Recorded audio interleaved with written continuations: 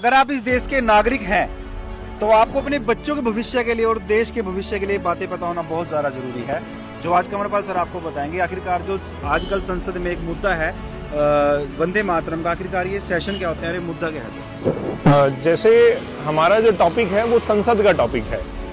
संसद का mean parliament. हमारे भारत में जो पार्लियामेंट है, संसद, वो लोकसभा, राज्यसभा और प्रेसिडेंट ऑफ इंडिया तीनों को बोला जाता है।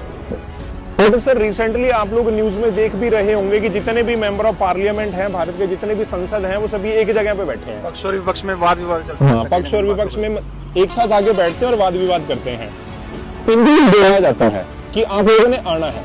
अब इनको बुलाएगा कौन? इनको बुलाता है भारत का राष्ट्रपति, कि प्रेसिडेंट ऑफ इंडिया की जिम्मेवारी है इन सबको बुलाने की। और इनको हर 6 महीने के बाद बुलाना तो अनिवार्य ही है कि 6 महीने के बाद तो आना ही पड़ेगा। हाँ, मतलब 1 साल में कम से कम 2 सेशन तो बुलाने पड़ेंगे। अगर बट हमारी जो नई सरकार है वर्तमान के अंदर 3 सेशन बुलाती है। जैसे सर आपने देखा होगा 1 साल में मतलब 3 सेशन होते हैं। हाँ, कम से कम 2 और वर्तमान के अंदर 3 बुलाए, अधिकतम जितने मर्जी हो।